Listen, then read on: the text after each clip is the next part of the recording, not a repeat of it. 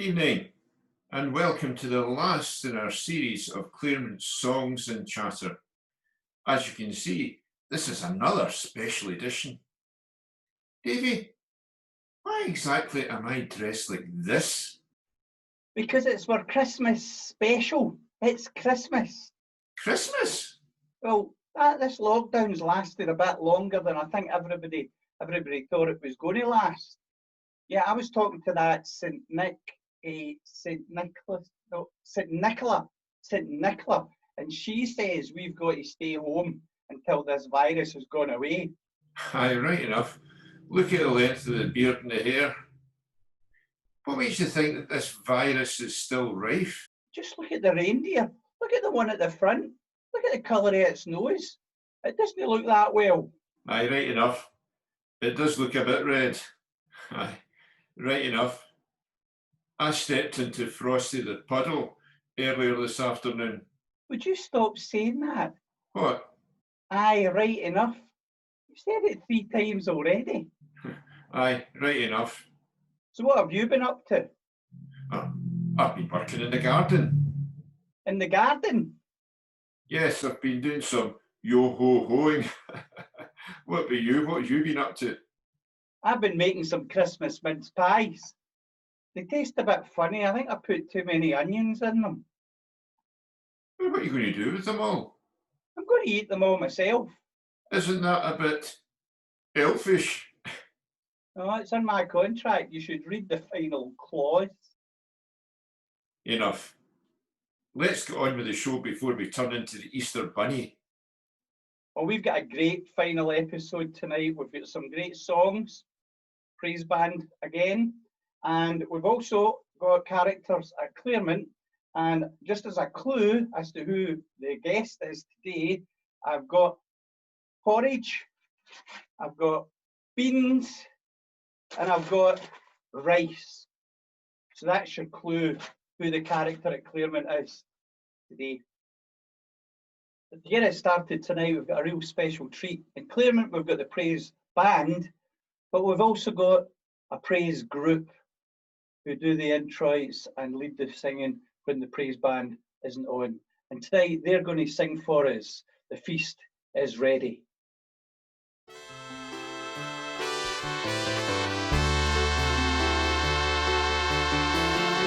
The trumpets sound, the angels sing, the feast is ready to begin. The gates of heaven are open wide, and Jesus welcomes you inside. The trumpets sound, the angels sing, the feast is ready to begin. The gates of heaven are open wide, and Jesus welcomes you inside. Sing with thankfulness songs of pure delight, from the dwelling in heaven's love and light. Take your place at the table of the King. The feast is ready to begin. The feast is ready to begin.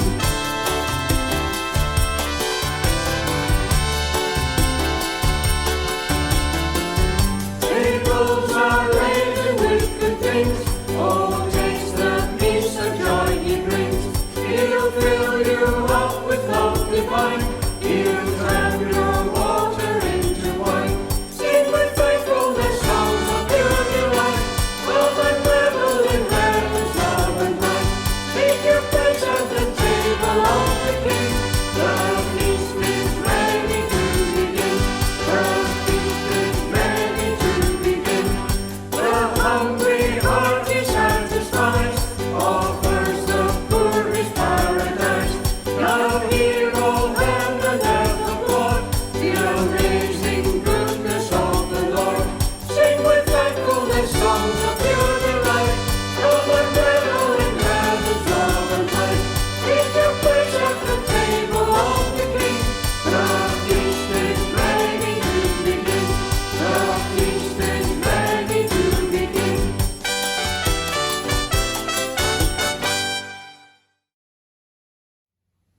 Charles Hutchison Gabriel was born in 1856 and grew up on an Iowa farm in the Midwest of America. He'd no formal musical training, but learned music by playing the reed organ in his home. At the age of 15, he announced to his parents that he wanted to be a songwriter. Now, while his father was a travelling music teacher and would no doubt have supported his aspirations, it was his mother who was the real driving force. In response to Charles's wish to become famous, she said, "I would rather have you write a song that will help somebody than see you President of the United States." It's a pity some others didn't follow that particular advice. So, during the day, while working in the farm, he would compose songs in his head, and at night he'd write them down. Following the death of his father when Charles was only 16, he took his place as teacher at the local singing school. But he was to leave his hometown, seeking other teaching opportunities. In addition to his education work, he composed songs and anthems and edited song collections. He became one of the most prolific composers of gospel songs, the Graham Kendrick or Stuart Townend of his day, being credited with somewhere between 7,000 and 8,000 songs, 35 gospel song collections, Sunday school songbooks, collections for men's choirs, for women's choirs, numerous cantatas including 41 Christmas cantatas, and music education texts. One of his most popular and enduring compositions is "I stand amazed in the presence of Jesus the Nazarene." Words and music of this first appeared in a collection of songs in 1905. It's a song of awe-filled wonder that he should be able to stand before his Creator. It's a song of gratitude for the death of Jesus. It's a song that looks forward with hope and eager expectation.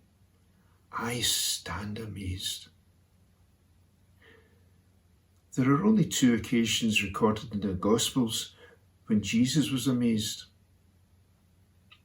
He was amazed at the faith of a foreigner, a centurion, when he was asked to heal his servant. He was amazed at the lack of faith of people in his hometown of Nazareth when they took offence at his teaching and miracles. I wonder which of these might amaze Jesus about me. I stand amazed in the presence of Jesus the Nazarene.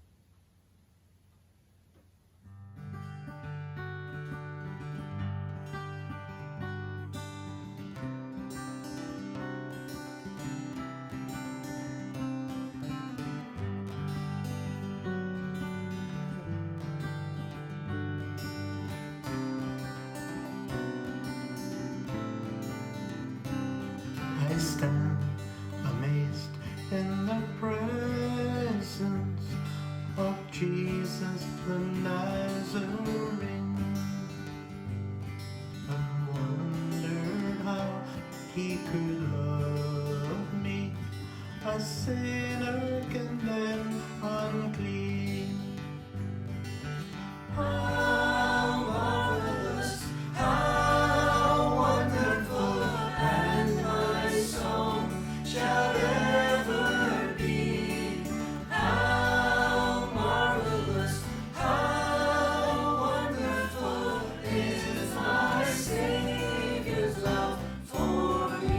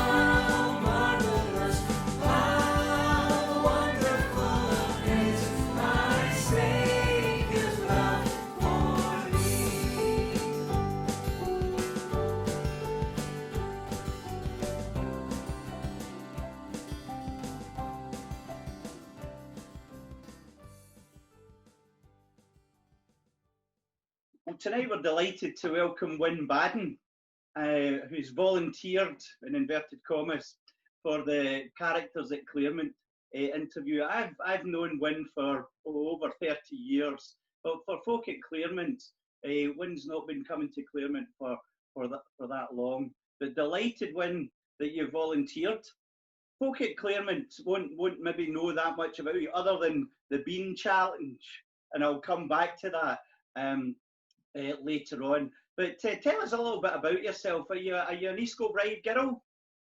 No, not originally. No, I was brought up in the south side of Glasgow in Pollock, what is now opposite Silverburn. All right. Right, that was a housing estate at one point before it became Silverburn. So I was brought up in Pollock, and I went to school not in Pollock, but I went to school Hillhead High School over in the West End. My mother had delusions of grandeur, I think. I enjoyed my time there. Avril Anderson is another former pupil, a bit before my time though, I hasten to add. That's where I was born, brought up. What was your decision to go into teaching? My decision to go into teaching was based on two things, I think. First one was a teacher who inspired me. And the second one was the Church of Scotland. Oh.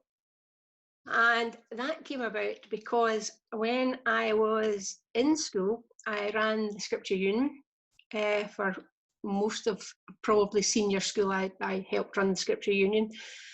And I had decided, apparently when I was very young, my Sunday school teacher told me when I was much older that when I was very young, I had said to her that when I grew up, I wanted to go to Africa to work with the children there. I have no recollection of this, Davy, obviously. So when I was about 17, I think, I contacted the Church of Scotland and said, could I be a missionary, please? And they said no. So we don't do that sort of thing anymore. Go away and get yourself a skill that we can use, because we can't put missionary on passport, but we can put, if you have a job that will let you into the country, then we can certainly talk to you again. So go away and get a skill and come back once you've got your skill. So I decided, because I happened to have an ability with needlework, as it turned out, as it was called in those days, I went to do school and trained as a teacher of home economics. All right, and you've taught, even you just retired actually just a couple of weeks ago. Yes. Because you worked at Sanderson latterly, wasn't it? Yes, I did work in Sanderson latterly, yes. One of my colleagues at Sanderson calls me a serial retiree because I actually retired 12 years ago and thought I would do the odd bit of supply. And yeah, I thought this year is the year that I have to give in, except Sanderson have probably said they need me back next year. So, we'll see. You've not always lived in the UK, you know, and you've lived other places as well, and some really nice places. Tell us about that. Well, after I trained as a teacher, I contacted the Church of Scotland again and said, I think I would like to take forward this idea of going abroad and working with the Church of Scotland, or for the Church of Scotland. And they sent me to St Combs College in Edinburgh to do a bit of training there. And then eventually they sent me out to Zambia, where I worked in a girls' school that was run by the United Church of Zambia, and the Church of Scotland was affiliated with the Church, the United Church of Zambia. So I worked there as the head of department eventually for home economics for just over 4 years, I think. So that's the first time that I had the experience of working abroad in, as we were talking about at one point earlier on, Davy, a warmer place than East Kilbride, much warmer place than East Kilbride. Your faith has obviously played a huge part in the directions and the decisions that you've taken. Tell us a bit more about that. But I think for me, it's just been something that's always been there. When I was young, I was taken to church. My mum was a Sunday school teacher. My dad was session clerk at one point. And I just grew up in the church. I grew up in the church organisations. I went to Sunday school, obviously, with my mum dragging me along. And then it became a genuine interest. And I went on and taught Sunday school. I think looking back and having time to reflect on this, because you gave me a heads up that this was going to happen this week, Scripture Union actually played a big part, because I was a member of Scripture Union in primary school, and that led me to make a commitment to the church and to Christ. A lot of folk at Claremont will know you for the Bean Challenge that you do each year.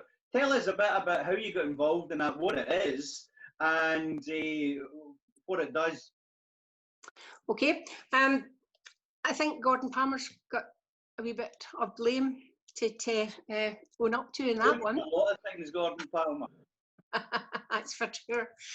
He spoke one Sunday about the work of Tear Fund, and he commended it to us, and I took away a leaflet, and I thought, this is possibly something that I could get involved in, that I could maybe sponsor. So set up a direct debit, paid monthly, and of course, like most organisations, as soon as you give them your contact details, they get in touch.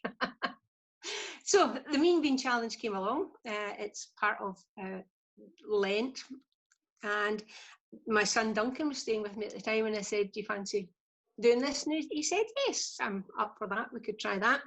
So we did that, and he said, never again. And I think that was the first time that I felt part of Claremont's family. Gordon allowed me to say to people that I was doing the challenge, and I thought we'd be lucky if we maybe raised a couple of £100, and the first year it was over 1,000, much of which came from people in Claremont. And I was really, really touched by the folks at Claremont who just quietly would come up after the church and pass me a couple of pounds or a £10 note. And one Sunday we must have, Gordon and I said something about the challenge, how it was going, and there had been a baptism that Sunday. And a lady came up to me and she said, I don't go to church. I've never been a church member. I'm here because of a family connection to the baptism.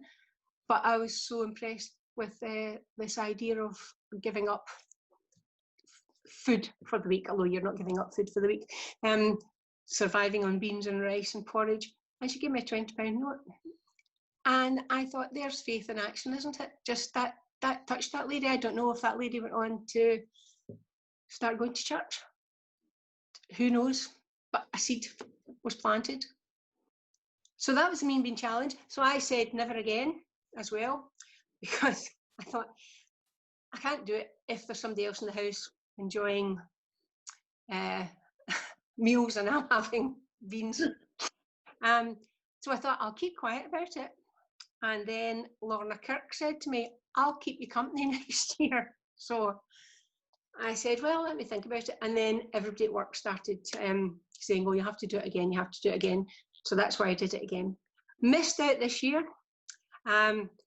Although Karen Palmer has said that she would quite like to get involved, and if we could maybe get a group organised going forward. So that's something that we could look at in the future, maybe. I think I'm digging a big hole for myself here. I think you're, and I'll give you your email address at the end of the programme. Only kidding, Win. But you've been coming to Claremont for what, about 4 or 5 years now? Yes. What brought you to Claremont? You've already said that when you got involved in the Bean Challenge that you felt part of Claremont, but what does Claremont mean to you? Well, that's a very good question. I think you might not remember this, Davy, but years ago in another church in East Kilbride, you and I interviewed a cleaner. And we interviewed quite a lot of folk that day, if my memory serves me right. But one thing that you said that actually has stayed with me years down the line is you said to the cleaners or the potential interviewees, this place means a lot to us. It's a very special place for us. And as such, we treat it as a special place, and we would look for somebody who worked in it to treat it as a special place. And I think that sums up Claremont in many ways. It's a very special place. If you think about the welcome that people are given when they arrive, the feeling that you're made to feel special because it is a place of worship and it's a place where people show Christian love towards one another. And also, if you think when people didn't know me very well, the huge support given for things like the Bean Challenge, and again, Sanderson has benefited from fabulous support over a couple of coffee mornings as well, where we've raised record amounts of money just because people have a will and their faith works in their lives, and that's how they play it out. So I think that to me is what's special at Claremont, that the building's special, the people are special, and the church is special. That's a great message. As we come to kind of close this, and this is the final episode of Songs and Chatter, most folk will be glad of that, right enough. But just before we go, is there a message that you'd maybe like to give folk? I know you're down in Preston at the moment, supporting a dear friend. But is there any message that you'd like to give to folk back home? Not to give up, that these things pass. I know, I mean, that it's difficult to find something to say that's not been said already, Davy. But to keep the faith, keep supporting each other, and to know that we will get together again at some point. Keeping the faith, I think, is a lovely way to end. Thanks very much. When you take care and stay safe, and hopefully it's not too long until we're back at Claremont all together again. Take care. Absolutely, David. Thank you.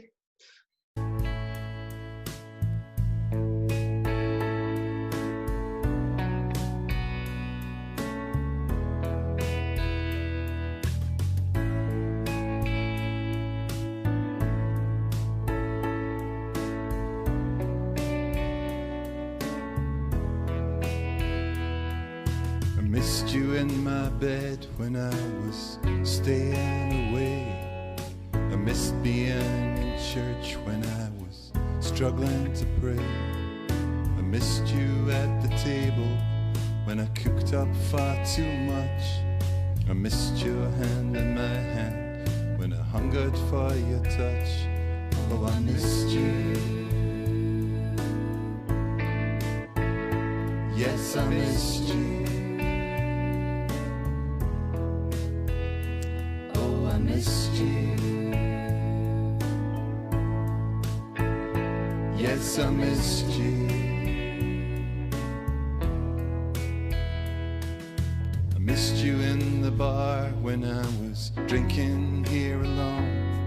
I missed you in the mornings when it didn't feel like home. I missed you in my grieving, you were somewhere far away. I missed you on my birthday, it just didn't feel the same. Oh, I missed you. Yes, I missed you. Oh, I missed you. Yes, I missed you. But one day there will be such a gathering. We'll walk together again. We'll sing together again. One day there will be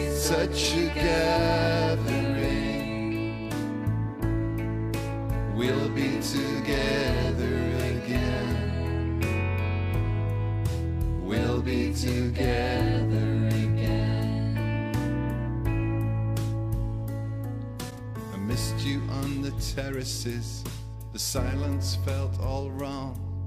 I missed you at the gig, we had those tickets for so long. I missed you in the office when we had to work from home. I missed you at the pictures, watched that movie all alone. Oh, I missed you. Yes, I missed you. Oh, I missed you. Yes, I missed you.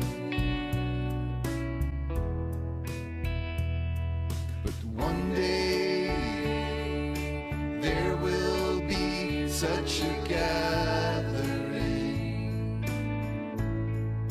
We'll walk together again. We'll sing together again. One day there will be such a gathering. We'll be together again. We'll be together again. One day there will be such a gathering. We'll walk together again. We'll sing together again. One day there will be such a gathering. We'll be together again. We'll be together again. Hi, Davey. How you doing? Hi, Abe, that's it. Out towards the end of the 4th episode, we made it. Aye, yeah. It's usually about this time we get together and talk about the next episode. Yeah. What are we going to talk about tonight? Well, that was a trip down memory lane with these pictures. Certainly was. It brings back lots of memories of people that were missing and people that are no longer here. But yeah, lots of happy memories. What's been the kind of things that have stuck out as we were doing these, Dave? Because we started off with the idea of trying to do something that would bring folk together and keep us together during this crazy time. Crazy time. It was a crazy idea. Things that stand out. Well, it's been a learning curve getting to familiarise ourselves with this technology. Yeah. Although there's been one man who's been very, very helpful. You know who that is? Oh yeah, I think everybody knows the skills that Lewis has, and he's been absolutely wonderful with this. And congratulations to him, because he's just got his PhD. So we'll now need to refer to him as Dr. Lewis. Aye, absolutely. I'm looking forward to getting Lewis and our Andy together, and I'll be able to tell a few doctor jokes. I tell you, we must be the only church in the world that our church officers had PhDs. Yeah, it's a necessary qualification, you know. Read the applications. No, we've been very, very lucky. But what stood out for you? Stood out? The best bit of the lot was you sending me to LA to do that programme. And me being in Largs and Ardrossan. Absolutely. I really enjoyed researching the hymns. Some of the stories I was familiar with, I knew bits of them, but they're great old hymns, and as I say, the story behind some of them are really quite fascinating. What about yourself? Well, I think the praise band, we've got to thank them for and the praise group for their contributions each week. But I think the characters at Claremont I found really, really interesting, because it kind of just says we don't really know everybody who comes along. And No. we learned a lot. Tam with his degree in theology, and David with his art and his cross as his signature on his paintings, and Wynne in tonight's episode and the work that she did for the Church of Scotland in Zambia. But Mhm. Karen, in the story of Jennifer, I think was the kind of touching thing for me. I think that was, and the best of luck if for our book as well. If you've not bought the book yet, make sure you get a copy of the book from Absolutely. Karen. But when I was interviewing Karen, David, I asked her a question about, was it difficult when she was working as a psychiatrist with people who were suffering and Yeah. struggling, Yeah. not Yeah. to say to them, there's Mhm. another road? Because she said, you know, you just wanted to say, you're looking in the wrong place. And I think the last song that we're going to play tonight, Dave, it points people in the direction of where to go to get that support, particularly during these difficult times. It's been a lot of fun putting these programs together, but there's an important message there, and that's the message in that song that we're going to finish with. Jesus, hope of the nations. Jesus, hope of the nations. Jesus, comfort for all who mourn. You are the source of heaven's hope on earth. Jesus, light in the darkness. Jesus, truth in each circumstance. You are the source of heaven's light on earth. In history, you live and die. You broke the chains. You rose to life. You are the hope living in us. You are the rock in whom we trust. You are the light shining for all the world to see. You rose from the dead, conquering fear. Our Prince of Peace, drawing us near. Jesus, our hope, living for all who will receive. Lord, we believe.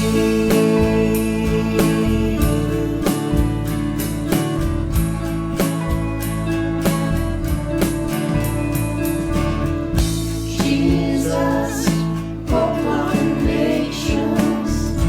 Jesus, comfort for all who mourn. You are the source of heaven's hope on earth. Jesus, light in the darkness. Jesus, truth in each circumstance. You are the source of heaven's light on earth. In history, you lived and died. You broke the chains.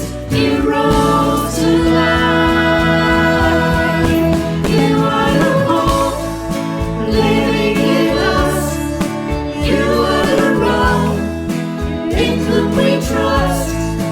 You are the light shining for all the world to see. You rose from the dead, conquering fear. Our Prince of Peace, drawing us near.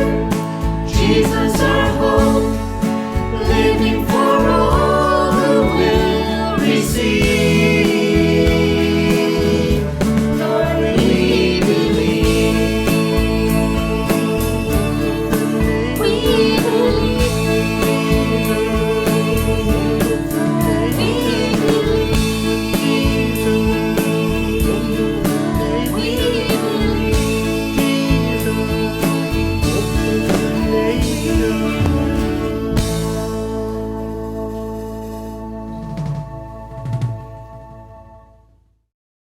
Once again, thank you very much for joining us.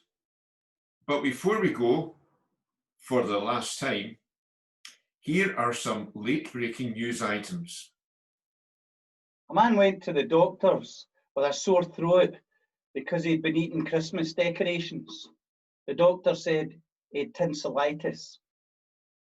An unfortunate accident occurred at Vision Express when the optometrist fell into the lens grinder. The company are saying he was just trying to make a spectacle of himself. A snowman was embarrassed when he gets spotted rummaging through a bag of carrots. He was embarrassed because he was picking his nose. Scientists at Edinburgh Zoo have successfully crossed Santa with a duck. They now have a supply of Christmas quackers. And so it's good night from me. And it's good night from him. Merry Merry Christmas. Christmas.